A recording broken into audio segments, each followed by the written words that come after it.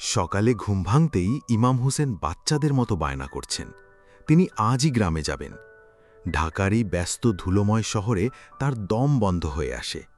তিনি বললেন, আমি বাড়ি গিয়ে পুকুর পাড়ে বসব, বুক ভরে নিঃশ্বাস নেব। এখানকার বাতাসে আর শান্তি পায় না। আবির অনেক চেষ্টা করেও বাবাকে থাকার জন্য রাজি করাতে পারল না। সে ব্যর্থ। অবশেষে দীর্ঘশ্বাস ফেলে বলল, ঠিক আছে, দুপুরের বাসেই রওনা দেব। ওষুধপত্র আর প্রয়োজনীয় জিনিসপত্র কিনে বাসায় ফিরে আবির দেখে ইমাম হোসেন পুরো প্রস্তুত হয়ে বসে আছেন, অথচ এখনও বাসের অনেক সময় বাকি। আবির অবাক হয়ে জিজ্ঞেস করল, এত তাড়াতাড়ি রেডি হয়েছ কেন? ইমাম হোসেন বললেন, ভালো লাগছিল না এ বদ্ধ ঘরে বসে থাকতে। ভাবলাম কাজ গুছিয়ে রাখি। আবির জিজ্ঞেস করল, তোমার শরীর এখন কেমন? ইমাম হোসেন দায়সারাভাবে বললেন, ভালো। আবির মুখ বাঁকিয়ে বলল, ভালো না থাকলেও বলবে ভালো, সেটা আমি জানি। ইমাম হোসেন আশ্বস্ত করে বললেন, সত্যি ভালো আছি। যতটুকু খারাপ আছি বাড়ি গেলেই ঠিক হয়ে যাব। আবির বলল, তুমি ছাদে গিয়ে একটু হাঁটাহাঁটি করো, মনটা ভালো লাগবে। আমি গোসল সেরে জিনিসপত্র গুছিয়ে নিচ্ছি। ইমাম হোসেন ছাদে চলে এলেন। আকাশে রোদের মৃদু উষ্ণতা, হালকা বাতাস বইছে। তিনি চারপাশে তাকিয়ে গভীর নিঃশ্বাস নিলেন। মনের ভেতর হঠাৎই জেগে উঠল আমেনার মুখ। বিয়ের এত বছরেও কখনো এতদিন স্ত্রীর কাছ থেকে দূরে থাকেননি তিনি। বুকের ভেতরটা কেমন ছটফট করছে। আমেনাকে দেখতে ইচ্ছে করছে, তার কণ্ঠ শুনতে ইচ্ছে করছে। বয়স হয়েছে, শরীর দুর্বল। কিছুক্ষণ হাঁটাহাঁটি করেই ক্লান্ত হয়ে গেলেন তিনি। রুমে এসে ফ্যানের নিচে জামাকাপড় খুলে বসে রইলেন। কপালে ঘাম টলমল করছে। ঠিক তখনই গোসল সেরে আবির এসে বাবাকে এভাবে দেখে চিন্তিত হয়ে জিজ্ঞেস করল, বাবা, শরীর খারাপ লাগছে? ইমাম হোসেন ধীর স্বরে বললেন, হাঁটাহাঁটি করে একটু ক্লান্ত লাগছে। আবির জিজ্ঞেস করল, প্রেশার ঠিক আছে? ইমাম হোসেন মাথা নেড়ে বললেন, বুঝতে পারছি না। আবির গ্লাসে পানি ঢেলে বাবার হাতে দেয়। ইমাম হোসেন ঢকঢক করে গ্লাস খালি করে ফেলেন। আবির ব্যস্ত হয়ে বলল, তুমি শুয়ে পড়ো, আমি ডাক্তার ডেকে আনছি। ইমাম হোসেন বাধা দিয়ে বললেন, না, আমি ঠিক আছি, তোমাকে এত ব্যস্ত হতে হবে না। কিন্তু আবির কোনো কথা শোনে না। সে দ্রুত আকাশকে ডেকে বলে, আকাশ, তুই একটু বাবার কাছে বসে থাক, আমি ডাক্তার ডেকে আনছি। আকাশ এসে ইমাম হোসেনের পাশে বসল। সে নরম গলায় জিজ্ঞেস করল, আপনার শরীর কি বেশি খারাপ লাগছে? ইমাম হোসেন বললেন, একটু ক্লান্ত, মাথা ঘুরছে। আবির কথা না শুনে ডাক্তার আনতে বেরিয়ে গেল। আকাশ আশ্বস্ত করে বলল, আপনি চিন্তা করবেন না, ফার্মেসি তো কাছেই, এক্ষুনি ফিরে আসবে।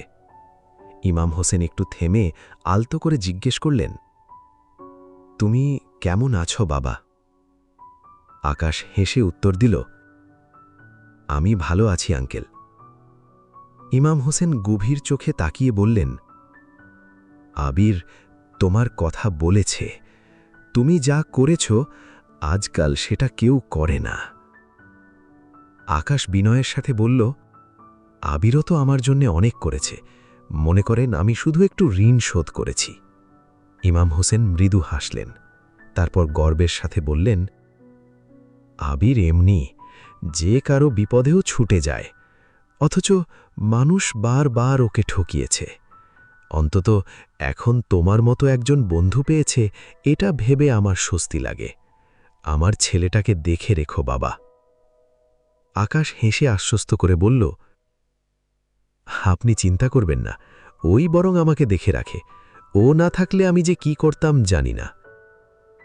ইমাম হোসেন দু হাত তুলে প্রার্থনার মতো ভঙ্গিতে বললেন, তোমরা ভালো থেকো, এই দোয়াই করি।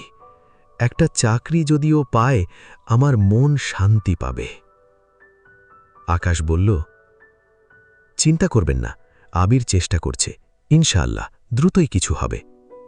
ইমাম হোসেন একটা দীর্ঘশ্বাস ফেলে বললেন, তাই যেন হয় বাবা, মিলিরও বয়স বাড়ছে, ওকেও একটা ভালো ছেলের সঙ্গে বিয়ে দিতে হবে।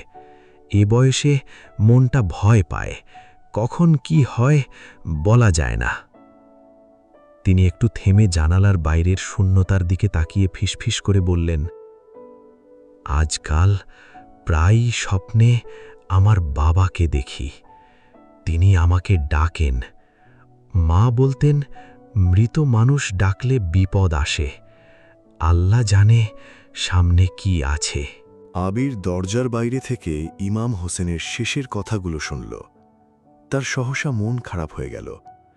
সে একটা চাকরি কবে পাবে? কবে তার বাবাকে বলবে, বাবা, আমার চাকরি হয়েছে? ঠিক তখনই ডাক্তার আবিরের পেছনে হাঁপাতে হাঁপাতে এসে বললেন, লিফট ছাড়া এত উপরে উঠেন কিভাবে? আবির মৃদু হেসে বলল, আপনাকে কষ্ট দিয়ে ফেললাম ডাক্তার। আচ্ছা চলুন, রোগীকে দেখি। ডাক্তার চেক আপ করে বললেন, প্রেশারটা একটু বেড়েছে, ভয় পাবার কিছু নেই, বিশ্রাম নিলেই ঠিক হয়ে যাবে। ইমাম হোসেন ছেলের দিকে তাকিয়ে বললেন, দেখলি, কিছু হয়নি, বলেছিলাম, তুই একটা কথাও শুনিস না। ডাক্তার হেসে বললেন, শুনুন, আপনার ছেলে ভালোবাসে বলেই ভয় পায়, ওর ওপর রাগ করবেন না। ডাক্তার চলে যাবার পর ইমাম হোসেন চুপচাপ বসে রইলেন। এই সামান্য কারণে বাড়তি কিছু খরচ হলো, এই ভাবনায় মনটা খারাপ হয়ে গেল তার। আবির পাশে বসে বাবার দিকে তাকিয়ে বলল, বাবা, এখন তোমার একটাই কাজ, দ্রুত সুস্থ হওয়া। টাকা পয়সা নিয়ে তুমি চিন্তা করো না। আমি এখন ছোট নেই, দেখছ না তোমার ছেলে বড় হয়ে গেছে। ইমাম হোসেন কিছু বলেন না, শুধু চোখের কোণে জমে ওঠা অশ্রু কৌশলে মুছে ফেলেন। দুপুরের দিকে ইমাম হোসেন কিছুটা সুস্থ বোধ করলেন। শরীরের অবসন্নতা কমে এসেছে, চোখে একরাশ প্রশান্তির ছোঁয়া। এই সুযোগে আবির আবারও চেষ্টা করল বাবাকে বোঝাতে, আর একদিন থাকো বাবা, তোমার শরীর পুরোপুরি ঠিক হয়নি। কিন্তু সব যুক্তি, সব অনুরোধ ব্যর্থ করে ইমাম হোসেন দৃঢ় কণ্ঠে বললেন, না, এবার আমি যাবই। শহর আর ভালো লাগে না, আমার দম বন্ধ হয়ে আসে। বাধ্য হয়ে আবির রাজি হল। আকাশের কাছ থেকে বিদায় নিয়ে একরাশ অজানা দুশ্চিন্তা বুকে নিয়ে সে বাবাকে সঙ্গে নিয়ে রওনা দিল বাড়ির পথে। অনেক দিন পর আবির ফিরছে গ্রামে। শেষবার গিয়েছিল কুরবানির ঈদের সময়। তারপর কত মাস কেটে গেছে। এখন ডিসেম্বর, শীতের মৃদু পর্শে বাতাস ঠান্ডা, আকাশ নীল, আর মাটির গন্ধে ভরে আছে চারদিক। বাড়ির কথা মনে পড়লেই আবিরের বুকের ভেতর কেমন উষ্ণ হয়ে ওঠে। মায়ের কথা ভাবলেই চোখে ভেসে ওঠে সেই চিরচেনা মুখ, মমতাময়ী আঁচল, উঠানের অলস বিকেল, রান্নাঘর থেকে ভেসে আসা ভুনা মাংসের গন্ধ, আর মায়ের হাতের গরম ভাতের থালা। একটা মিষ্টি আলো যেন তার মনে ছড়িয়ে পড়ে। বাস এখন ছুটে চলেছে নিজের ছন্দে। জানালার পাশে বসে আবির দূরের দিকে চেয়ে আছে নীরব দৃষ্টিতে। আর তার পাশে চোখ বন্ধ করে চুপচাপ বসে আছেন ইমাম হোসেন। ইতিমধ্যে তারা পেছনে ফেলে এসেছে ঢাকার কোলাহল, ভিড়, হর্ন, ধুলো, আর সেই হাসপাতালের নির্মম স্মৃতি। সবই যেন ধীরে ধীরে মিলিয়ে যাচ্ছে। শহরের দালানকোঠার জায়গায় দেখা দিচ্ছে উন্মুক্ত মাঠ, খোলা আকাশ, দূরে দিগন্তের ছোঁয়া, তাল, খেজুরের গাছ। শীতল বাতাস বাসের জানালার ফাঁক গলে এসে স্পর্শ করছে তাদের মুখ। আবিরের মনে একসঙ্গে কাজ করছে ক্লান্তি আর এক ধরনের নীরব আনন্দ, বাড়ি ফেরার অনুভব। বাবা ইমাম হোসেন চোখ খুলে তাকালেন। আবির আলতো করে জিজ্ঞেস করল, বাবা, তুমি ঠিক আছো? ইমাম হোসেন ধীর স্বরে বললেন, হ্যাঁ বাবা, তুই চিন্তা করিস না। দুজনের এই সামান্য কথায় যেন কথা ফুরিয়ে যায়। কিন্তু আবির তার বাবাকে অনেক কথা বলতে চাইলেও কেন জানি বলতে পারে না। ছোটবেলা থেকে সে নির্দ্বিধায় যা খুশি বলতে পারত, কিন্তু বড় হবার সঙ্গে সঙ্গে কেমন যেন একটা দূরত্ব বেড়েছে বাবার সঙ্গে। আবির তা টের পায়। ইমাম হোসেনও চুপচাপ থাকলেও তার বুকে অনেক কথা জমে আছে। সে কতদিন হলো আবিরের সঙ্গে মন খুলে কথা বলে না। আবির একটু ইতস্তত করে ভাঙা গলায় বলল, বাবা, আমার দ্রুত একটা চাকরি হয়ে যাবে, তখন আমাদের এই কষ্টের দিন শেষ হবে। তোমাকে, মাকে ভালো ডাক্তার দেখাবো, ভালো একটা ছেলে দেখে মিলিকে বিয়ে দেব, সব ঠিক হয়ে যাবে। তুমি শুধু আমার উপর বিশ্বাস রাখো। ইমাম হোসেন ধীরে ধীরে মাথা নেড়ে বললেন, বিশ্বাস আছে বাবা, তোমার ওপর আমার অগাধ বিশ্বাস। আমি অবুঝ নই, জানি এখনকার সময়ে চাকরি পাওয়া সহজ নয়, তবু মাঝে মধ্যে মনে হয় যেন আমি বাবা হিসেবে ব্যর্থ। আবির শক্ত করে বাবার হাত ধরে বলল, তুমি এসব কেন ভাবছ? তোমার মতো বাবা পাওয়া ভাগ্যের ব্যাপার। আমি গর্ব করে সবাইকে বলতে পারি, আমার বাবা পৃথিবীর শ্রেষ্ঠ বাবা। তুমি এসব অর্থহীন কথাবার্তা ভেবে মন খারাপ করবে না। আমি যখন আছি, আমি সব সামলে নেব। আজ থেকে তোমাকে আর কিছু ভাবতে হবে না। আবিরের কথায় ইমাম হোসেনের মন ভালো হয়ে যায়, সুখে কান্না পেয়ে যায় তার। কিন্তু তিনি নিজেকে সামলে নেন। আবির নরম সুরে বলল, আমি তোমার হাতটা ধরে বসে থাকি বাবা। ইমাম হোসেন মাথা নেড়ে সাই দেন। আজ তার সুখের দিন। তিনি আর কান্না আটকে রাখতে পারলেন না। তার চোখ খানিকটা ভিজে উঠল। বাড়ির গেটের সামনে ভ্যান থামতেই আবিরের বুকের মধ্যে হঠাৎ একরকম অদ্ভুত আলোড়ন শুরু হয়। এতদিন পর সে বাসায় এসেছে, মাকে দেখে তার কেমন অনুভূতি হবে সেই চিন্তায় চোখের পাতা কেঁপে উঠল। দরজার শব্দ পেয়ে আমেনা বেগম তড়িঘড়ি করে ঘর থেকে বেরিয়ে এলেন। তার মুখে সেই চেনা উদ্বেগ আর মমতার ছায়া। মায়ের কণ্ঠে অল্প কাঁপন। আবির, এসেছিস বাবা? মায়ের এই সামান্য কথায় যে কি গভীর ভালোবাসা মিশে আছে তা কোনো ভাষায় প্রকাশ করা যায় না। আবির কিছু বলার আগেই মা তাকে শক্ত করে জড়িয়ে ধরেন। আবির চোখ বন্ধ করে অনুভব করে এই আলতো আলিঙ্গনেই যেন তার জীবনের সব ব্যথা দূর হয়ে যায়। হাসপাতালে কাটানো ক্লান্ত দিনগুলো, বাবার অসুস্থতা, নিজের ভেতরের একাকিত্ব, সবকিছু যেন মায়ের গায়ের সেই চেনা চেনা চন্দন আর সুতির শাড়ির গন্ধেই মুহূর্তে মুছে যায়। ঘরের ভেতর ঢুকতেই পরিচিত এক পরম উষ্ণতা ছড়িয়ে পড়ে শরীর জুড়ে। আবির জানে এই বাড়ি, মা, এসবই তার সবচেয়ে বড় আশ্রয়, সবচেয়ে নির্ভরযোগ্য জায়গা। পৃথিবীর কোনো স্মৃতি এই ঘরের পরম উষ্ণতাকে ছুঁতে পারবে না। 4 দিন কেটে গেল চোখের পলকেই। কয়েকটা দিনে আবির যেন নিজের জীবনকে অদ্ভুতভাবে অনুভব করল, যা সে আগে কখনো এভাবে বোঝেনি। দুপুরের রোদে বারান্দায় বসে থাকা, রাতের খাবারে মায়ের হাতের গরম ভাতের ঘ্রাণ, বিকেলে হালকা বাতাসে ছোটবেলার স্মৃতি মনে করা, সবকিছু মিলিয়ে আবিরের মনে হল সে এবার চারপাশের সবকিছু এক অন্যরকম চোখে দেখছে। সে কি সত্যিই বড় হয়ে গেছে? মানুষের কাঁধে পরিবারের দায়িত্ব এলে মানুষ কি এভাবেই রাতারাতি পাল্টে যায়? আবির ঠিক জানে না, তবে তার মধ্যে দায়িত্ব থেকে পালিয়ে বেড়ানোর পুরনো স্বভাবটা আর নেই। সে মনে প্রাণে উপলব্ধি করে এখন সময় এসেছে শক্ত হয়ে পুরো পরিবারকে আগলে রাখার। আবিরদের গ্রামের বাড়িটা চারদিক দিয়ে একদম খোলা। পেছনে বাঁশঝাড়, সামনের দিকটা পুকুর ঘেঁষে। সকালে পাখির ডাক, দুপুরে শালিকের ছায়া, আর সন্ধেবেলায় কুয়াশার কাঁপন, সব মিলিয়ে আবিরের সময়টা দারুণভাবে কেটে যায়। বাড়ির জমি জমা নিয়ে জমে থাকা কাজগুলো যতটা সম্ভব গুছিয়ে রাখল সে। এক বিকেলে দীর্ঘ আলাপ করল তার চাচা জহিরের সঙ্গে, নিজের অধিকারের কথা স্পষ্ট জানিয়ে দিল। এমনকি তার চাচাতো ভাই আলামিনের সঙ্গেও একটা চূড়ান্ত বোঝাপড়া করল সে। পুরো পরিস্থিতিটা সে একদম ঠান্ডা মাথায় সামাল দিল, কোনো রকম রাগ বা উত্তেজনা ছাড়াই। জীবনের তাগিদে আবিরকে আবারও ঢাকা ফিরতে হবে, কিন্তু এবার কেন জানি তার মন একদমই চাইছে না। বাবা, মা আর বোনকে একা রেখে যাওয়ার কথা ভেবেই বুকটা কেমন ভারী হয়ে আসে। তবুও সে জানে যাওয়া ছাড়া এই মুহূর্তে তার আর কোনো উপায় নেই। আমেনা সকাল থেকেই ভীষণ ব্যস্ত। ছেলের জন্য ব্যাগ ভর্তি করে এটা সেটা গুছিয়ে দিচ্ছেন, পিঠাপুলি, চালের গুঁড়ো, আরও কত কি। আবিরের রওনা দেওয়ার সময় হয়ে এলো। সে ব্যাগ কাঁধে তুলে নেয়, এগিয়ে যায় দরজার দিকে। আমেনা তার পেছন পেছন উঠোন পর্যন্ত আসেন। যেতে যেতে আমেনা নরম গলায় আঁচলে চোখ মুছে বললেন, ঢাকায় গিয়ে ভালো করে খাস বাবা, ঠিকমতো ঘুমাস, আর মাঝে মধ্যে সময় পেলে একটা ফোন দিস। আমিনার সব কথায় আবির মাথা নেড়ে সম্মতি দেয়। সে আশ্বস্ত করে মাকে, আমি ভালো থাকব মা, তুমি চিন্তা করো না। তবুও আমেনার মন শান্তি পায় না। সন্তানের জন্য মায়ের চিন্তার কি কোনো শেষ আছে? আমেনার কাছ থেকে বিদায় নিয়ে আবির ভ্যানে চড়ে বসে। বাসস্ট্যান্ড পর্যন্ত এই ভ্যান করেই যেতে হয়। ভ্যানটা ধীরে ধীরে ধুলো উড়িয়ে সামনের দিকে এগিয়ে যায়, আর আবিরের বুকের ভেতরটা কেমন হাহাকার করে। তার মন ভীষণ খারাপ হয়। ফেলে আসা সবার জন্য মন কেমন করতে থাকে। মাকে এভাবে রেখে একা একা নিঝুম শহরে ফিরে যেতে তার একটুও ইচ্ছে করে না। তবুও তাকে যেতে হয়। পুরুষ মানুষের নিয়তি তাকে টেনে নিয়ে যায়। একবার তীব্র ইচ্ছে হল ভ্যানের উপর থেকে ঘাড় ঘুরিয়ে পেছনে ফেলে আসা মায়ের মুখটা আরেকবার দেখে নেয়, কিন্তু তার সাহস হল না। মায়ের অশ্রু ভেজা চোখ জোড়া দেখার মতো কঠোর সাহস আবির নিজের ভেতর খুঁজে পেল না। সে সোজা সামনের রাস্তার দিকে তাকিয়ে রইল। প্রিয় মারিয়া, কেমন আছো?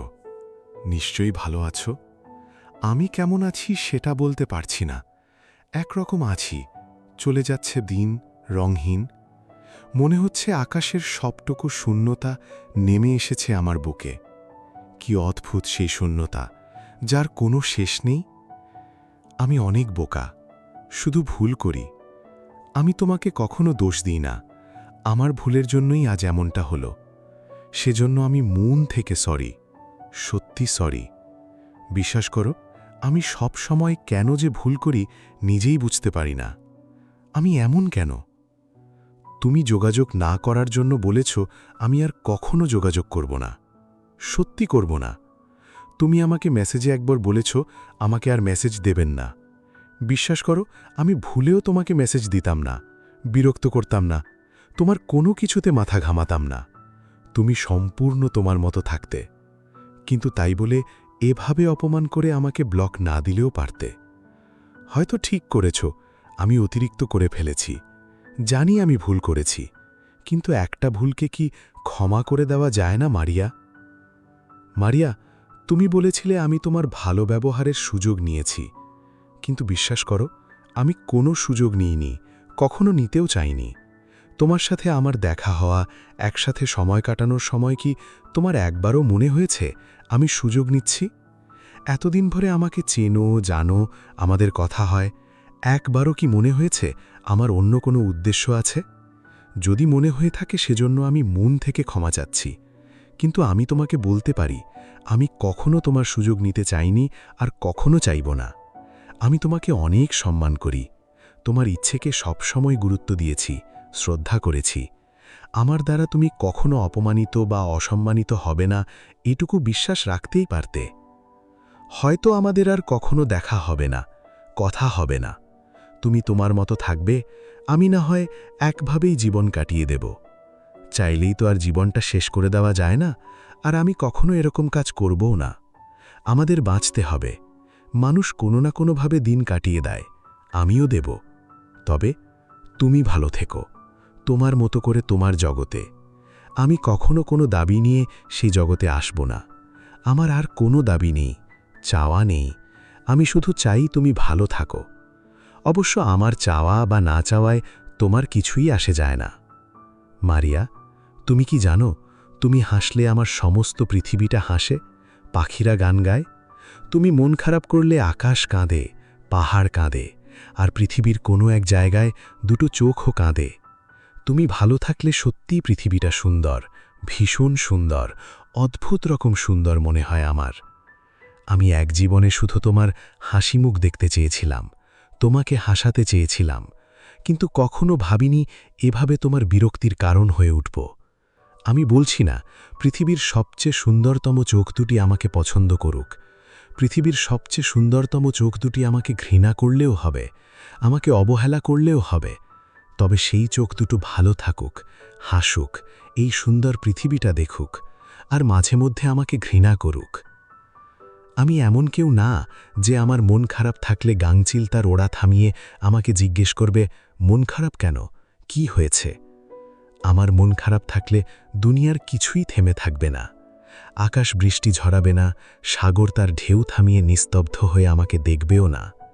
আমি অতি তুচ্ছ মানুষ, যার পৃথিবীতে কোনো গুরুত্ব নেই। তোমার কাছে তো নেই মারিয়া। আমার সমস্ত পৃথিবীটা ঘোলাটে হয়ে গেছে, আমি গভীর সাগরে ডুবে গেছি, অনেক গভীরে, যেখান থেকে সাঁতরে ফিরে আসা সম্ভব নয়। আমার চারপাশে শুধুই পানি আর পানি, আর কিচ্ছু নেই। তোমাকে লিখতে লিখতে আমার চোখ ভিজে যাচ্ছে, ফোনের স্ক্রিনে টপ টপ করে অশ্রু পড়ছে, সেই দৃশ্য অদ্ভুত। আমার না আজকাল হুটহাট কান্না পেয়ে যায়। সেদিন বাসে বসে তোমাকে ভাবতেই দেখি চোখ ভিজে উঠেছে। আরেকদিন টেবিলে বসে পড়ছিলাম, হঠাৎ আমার রুমমেট আমাকে বলল আমি কেন কান্না করছি। কি অদ্ভুত, তাই না? তোমার কথা ভাবতে গেলেই এভাবে অজান্তেই আমার চোখে পানি চলে আসে। তোমাকে মনে পড়লে আমার চোখে পানি টলমল করে। আমি সেই কান্না কোনোভাবেই আটকে রাখতে পারি না, আমার সে সাধ্য নেই। মারিয়া, তোমাকে ভালোবাসা ছাড়া আমি কোনো ভুল করিনি। এই সামান্য ভুলে আমাকে এত বড় শাস্তি পেতে হবে জানলে আমি এমন ভুল করতাম না। আসলে আমি বোকা, ভীষণ রকম বোকা। বোকা বলেই তো এমন করে তোমাকে ভালোবেসে ফেলেছি। হয়তো বোকা বলেই তোমাকে ভালোবেসে যাব। মারিয়ার চোখ ভিজে ওঠে। একটা মানুষ কতটা ভালোবাসলে এমনভাবে লিখতে পারে সে ভেবে পায় না। দীর্ঘ মেসেজটা পড়া শেষ করে সে নিঃশব্দে ফোনের স্ক্রিনের দিকে তাকিয়ে থাকে। তারপর তার দৃষ্টি যায় তারিখের দিকে। 1.5 বছর! এতটা সময় কবে কেটে গেল সে নিজেও বুঝতে পারেনি। সত্যি, সময় কারো জন্য অপেক্ষা করে না। আবিরের পাঠানো অসংখ্য মেসেজ জমে আছে মারিয়ার ফোনে।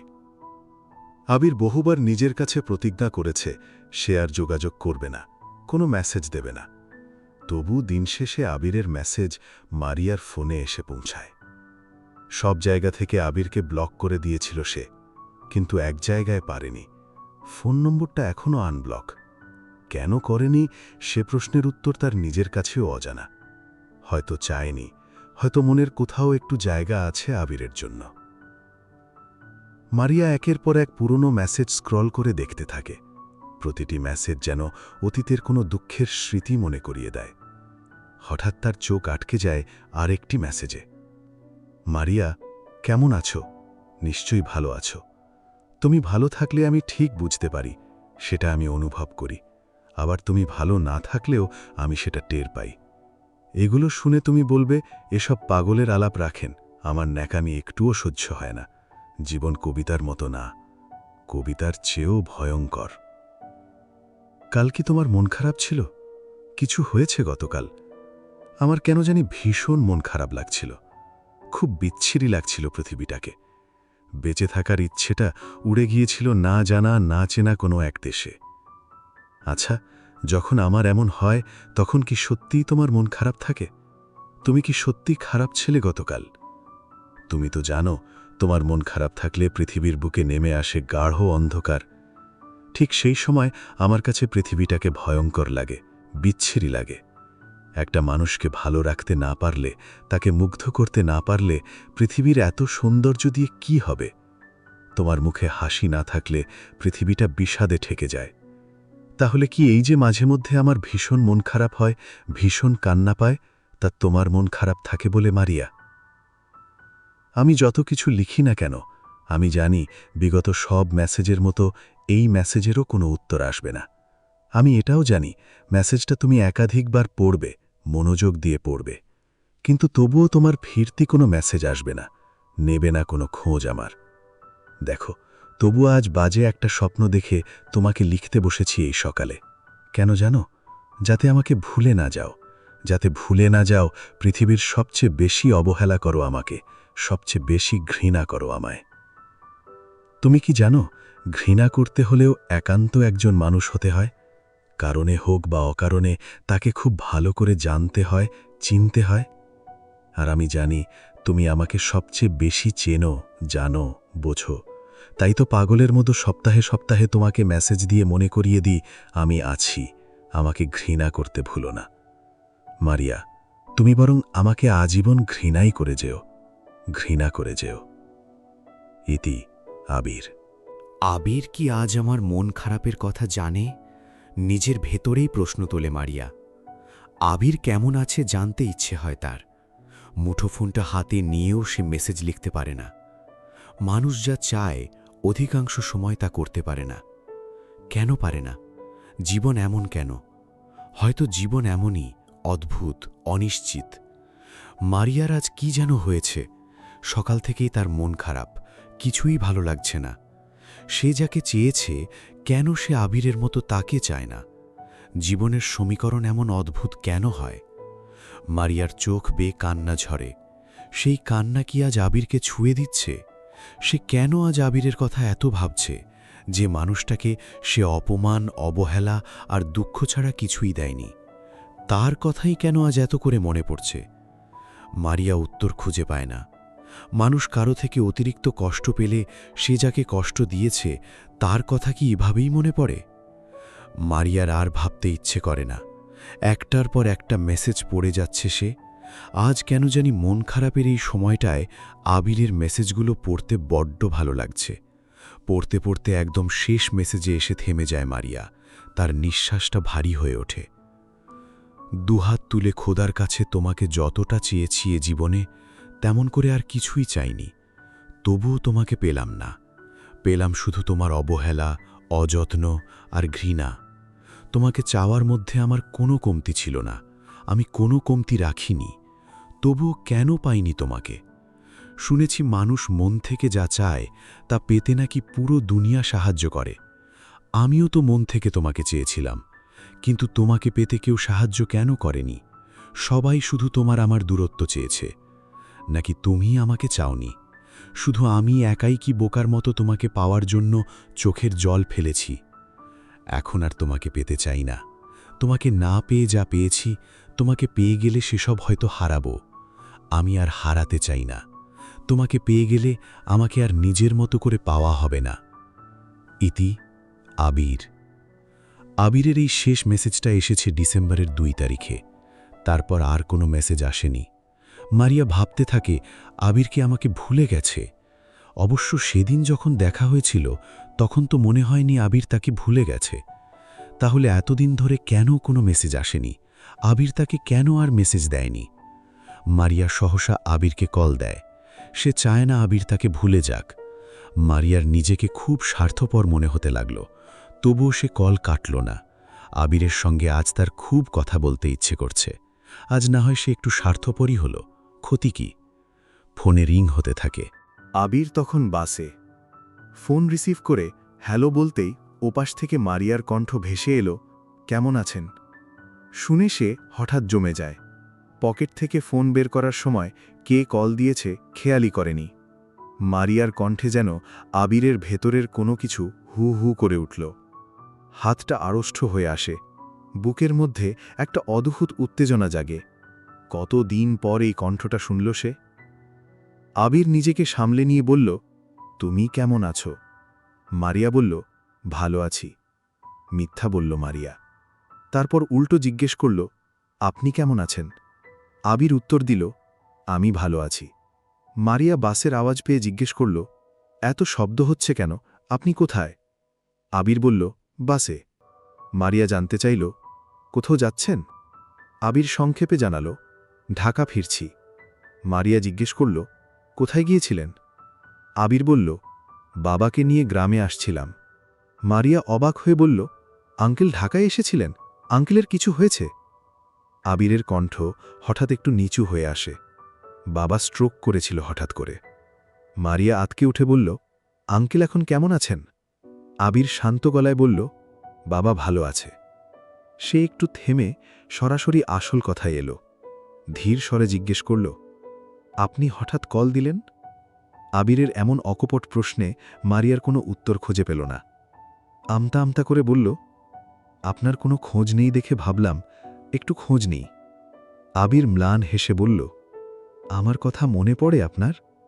মারিয়া মৃদুস্বরে বলল, মনে পড়তে নেই বুঝি? আবির কোনো মন্তব্য করল না, চুপ করে রইল। ফোনে এক দীর্ঘ নীরবতা নেমে এলো। মারিয়ার আর কোনো কথা খুঁজে না পেয়ে ধরা গলায় বলল, আচ্ছা রাখছি। আবির বলল, আচ্ছা। আবির কল কেটে দেয়। সে যেন শেষ দীর্ঘশ্বাসের শব্দটা শুনতে পায় না। মারিয়ার মন খারাপ আরও বেড়ে গেল। সে কল্পনাও করতে পারেনি যে আবির এখন এভাবে কথা বলবে। অবশ্য আবিরের কোনো দোষ নেই, তবুও আবির কেন এতটা নির্লিপ্তভাবে কথা বলবে? সে বিষয়টা কোনোভাবেই মেনে নিতে পারে না। ভেতর ভেতর সে অস্থির হয়ে ওঠে, ঘামতে থাকে। তার ভীষণ বিরক্তি লাগছে, কিন্তু এই বিরক্তি কার ওপর সে বুঝতে পারে না। সে রাগে ফোনটি ছুঁড়ে মারে বিছানায়। কি করবে সেটা তার মাথায় আসছে না। আবিরের ওপর রাগ করার কোনো অধিকার তার নেই, তা সে ভালো করেই জানে। এখন নিজের ওপরই তীব্র ক্ষোভ হচ্ছে। মারিয়ার মনে হতে থাকে সে হয়তো পুরোটা সময় ভুল পথে হেঁটেছে। তার সব ডিসিশনে কি ভুল ছিল? কয়েক বছর আগে কেন সে আবিরকে মেনে নেয়নি? যে তাকে কখনো পছন্দই করেনি তার জন্য কেন সে আবিরকে নিজের জীবন থেকে ওভাবে সরিয়ে দিয়েছিল? ভাবতে ভাবতে মারিয়ার তীব্র মাথা ব্যথা শুরু হয়। সে আলমারি থেকে তেলের বোতল হাতে নিয়ে মাথায় ঢেলে দেয়। পুরনো অভ্যাস, মাথা ব্যথা হলে তেল মেখে মাথা জবজবে করে শুয়ে থাকা তার নিয়ম। আজও সে ঠিক তাই করল। চোখ বন্ধ করে শুয়ে আছে মারিয়া। মাথার মধ্যে অসংখ্য কথা, অসংখ্য অনুশোচনা অবিরাম ঘুরছে। কিন্তু সব কথার মাঝে একটাই চিরন্তন প্রশ্ন তাকে চিন্তার গোলকধাঁধায় আটকে রাখল।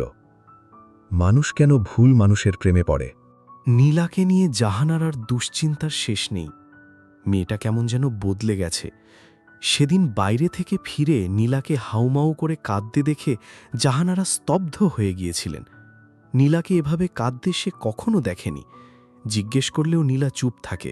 সে বুঝতে পারে না নীলার কি হয়েছে।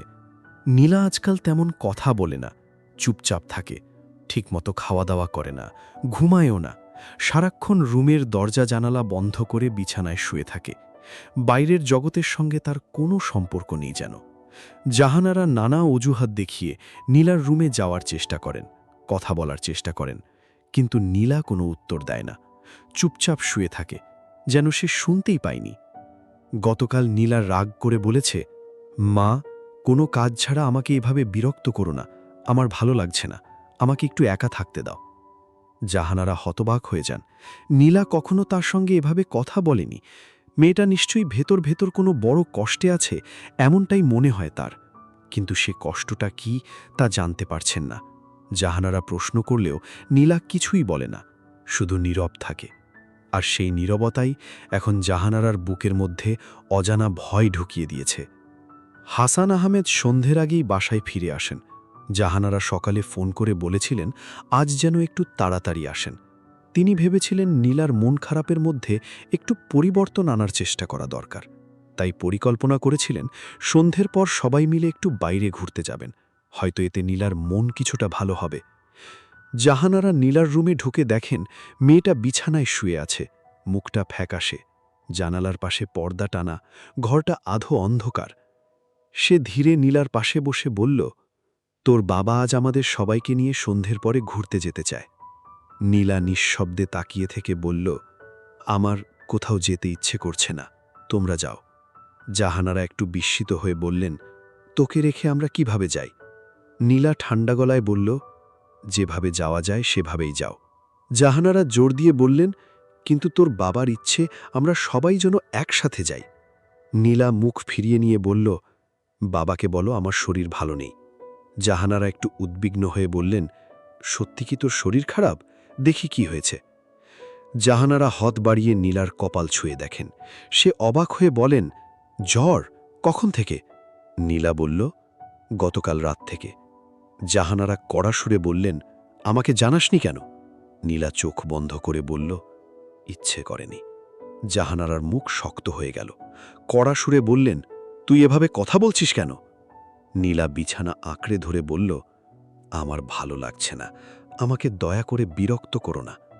জাহানারাও রেগে গিয়ে বললেন, আমি তোকে বিরক্ত করছি? নীলা আর কোনো উত্তর দিল না।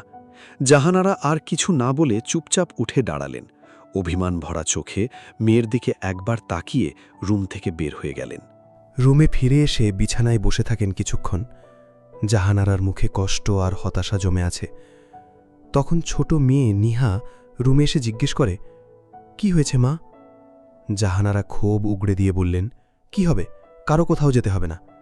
নিহা অবাক হয়ে বলল, আপু কি বলেছে? জাহানারা রুক্ষ স্বরে বললেন, নীলা কি বলবে?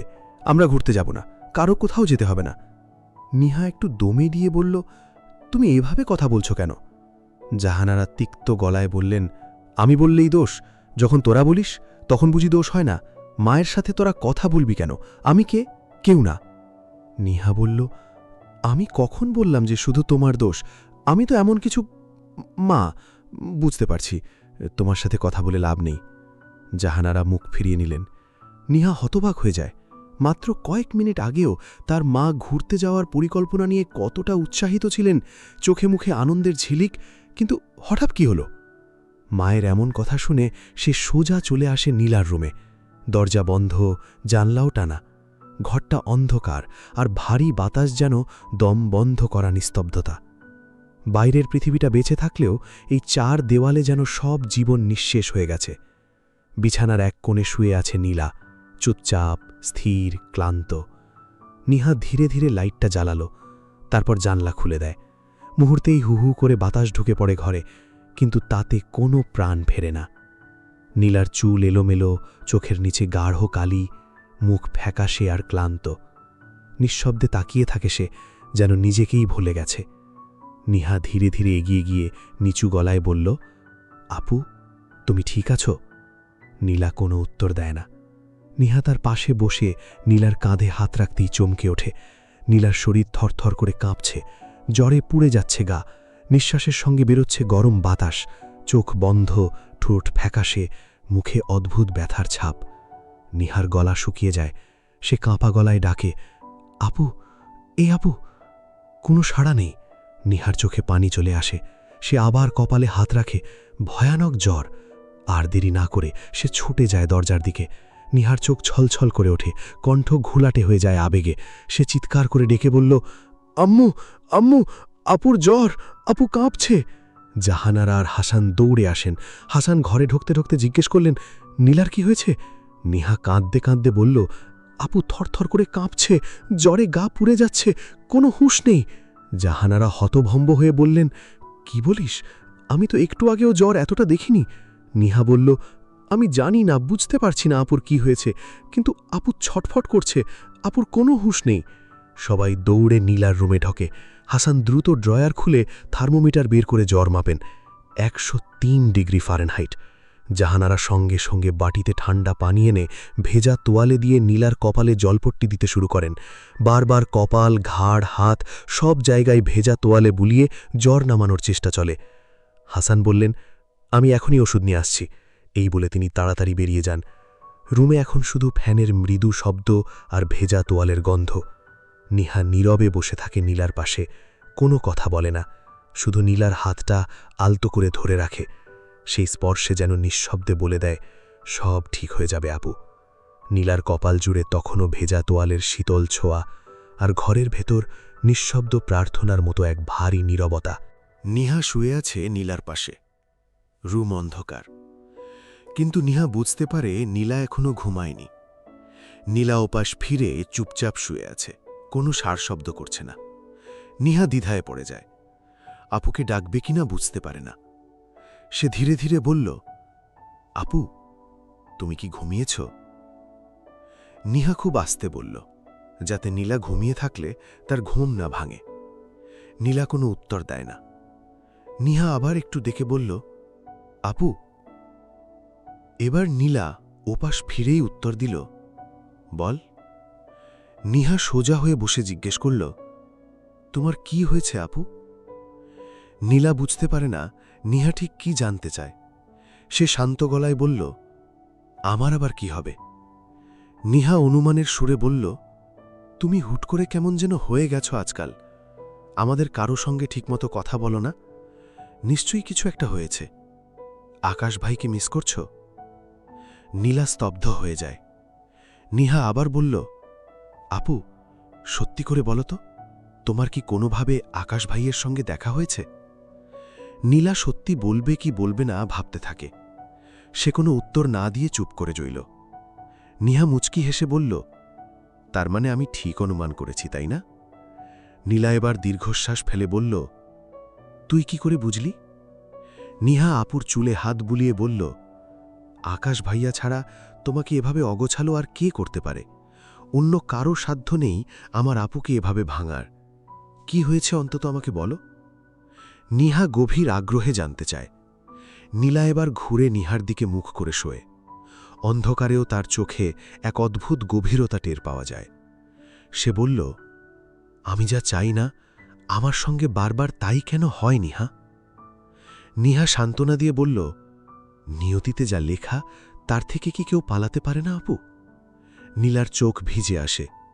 সে ধীরে ধীরে বলল, আমি থাকব না।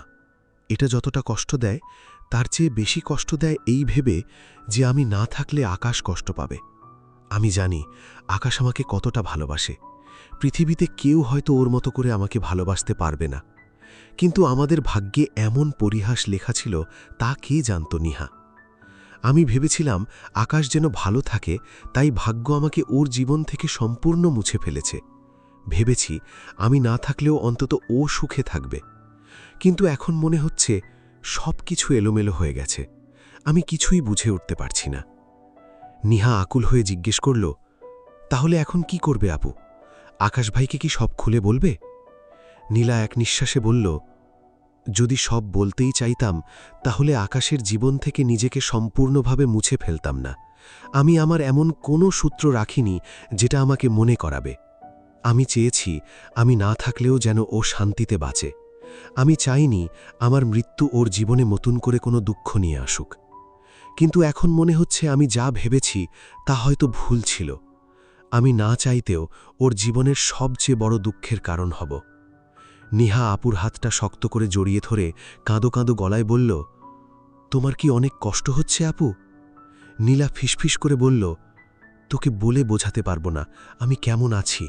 আমার ভিতরটা যেন প্রতিদিন একটু একটু করে ভেঙে যাচ্ছে। এই ভাঙনের দুঃখ আমি আর সইতে পারছি না নিহা। নিহা কোমল সুরে জড়িয়ে ধরে বলল, আপু এভাবে কেঁদো না আপু। তোমার কান্না দেখে আমারও বুক ভেঙে যাচ্ছে, আমি নিজেকে সামলাতে পারছি না। নিহা নীলাকে শক্ত করে বুকের সাথে জড়িয়ে ধরে। আপুর ছোঁয়া পেয়ে নীলার কান্নার বেগ আরও বেড়ে যায়। সে ভেজা কণ্ঠে কাঁদতে কাঁদতে বলল, সারাক্ষণ আকাশকে মনে পড়ে নিহা। ওকে দেখতে ইচ্ছে করে, কথা বলতে ইচ্ছে করে, ছুঁতে ইচ্ছে করে, একসাথে সময় কাটাতে ইচ্ছে করে, কিন্তু জানি তা আর সম্ভব নয়। এই ভাবনাটাই বুকের ভেতরে হাহাকার তোলে। দুঃখগুলো যেন হাউমাউ করে কেঁদে ওঠে। সেই দুঃখ সারা শরীরে ছড়িয়ে পড়ে। তখন আমি আর সহ্য করতে পারি না। ভালোবাসলে এত কষ্ট পেতে হয় কেন নিহা? নিহার চোখও সম্পূর্ণ ভিজে যায়। সে ফিসফিস করে আবার বলল, এভাবে কেঁদো না আপু, আমি সহ্য করতে পারছি না। দুই বোন অন্ধকার ঘরে একে অন্যকে শক্ত করে জড়িয়ে ধরে রইল। নিঝুম রাতে চার দেওয়ালের মাঝে তখন কেবল দুই বোনের নিঃশব্দ কান্নার শব্দ আর এক দীর্ঘ হাহাকার ভেসে বেড়াতে লাগল। বাইরে নিস্তব্ধ রাত। মাঝে মধ্যে বয়ে যাওয়া হালকা বাতাসে জানালার পর্দাটা আলতো করে দুলছে। ঘরের কোণে জ্বলতে থাকা মৃদু আলোয় দুই বোনের চোখে পানির ঝিলিক স্পষ্ট দেখা যাচ্ছে। কান্নার আওয়াজ খুব ক্ষীণ, তবুও যেন সারা ঘর ভরে উঠেছে এক নিঃশব্দ হাহাকারে। কতক্ষণ তারা এভাবে জড়িয়ে ধরে কেঁদেছে তা তারা নিজেরাও জানে না। নিহার মাথা এখন নীলার কাঁধে, আর নীলার মুখটা পরম মমতায় নিহার চুলের মাঝে লুকানো।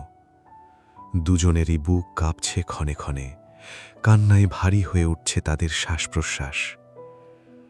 বাইরের রাত আরও গভীর হয়, আর ঘরের ভেতর জমে থাকা এই অতল দুঃখ ধীরে ধীরে অদৃশ্য এক মায়ায় ছড়িয়ে পড়ে পাশের আরেকটি ঘরে, জাহানারার রুমে। জাহানারা বেগম তখন বিছানা ছেড়ে উঠেছেন। অজু শেষ করে নিঝুম ঘরে তাহাজ্জুদের নামাজ আদায় করছেন তিনি। চারপাশ যখন গভীর ঘুমে মগ্ন, তখন তিনি আল্লাহর দরবারে দু হাত তুলে আকুল হয়ে প্রার্থনা করছেন। তিনি ফুঁপিয়ে কেঁদে উঠে বললেন, হে আল্লাহ, আমার মেয়েটাকে তুমি সুস্থ করে দাও। আমার জীবনের সবটুকু সুখ তুমি নীলার নামে লিখে দাও আল্লাহ। ওর সব কষ্ট আমাকে দিয়ে দাও। তার চোখ বেয়ে টলমল করে পানি ঝরতে থাকে। চোখের জলে মোনাজাতের হাত আর জায়নামাজ সম্পূর্ণ ভিজে যায়, তবুও তার হাত নামাতে ইচ্ছে করে না। বাইরে ভোরের আলো এখনো ফোটেনি, চারিদিক খুটখুটে অন্ধকার, কিন্তু এক জননীর এই নিঃশব্দ কান্নার ব্যাকুলতা আর প্রার্থনার পবিত্র আলো যেন এক অদ্ভুত উপায়ে ভরে তুলেছে চারপাশের সমস্ত জমাট বাঁধা অন্ধকারকে।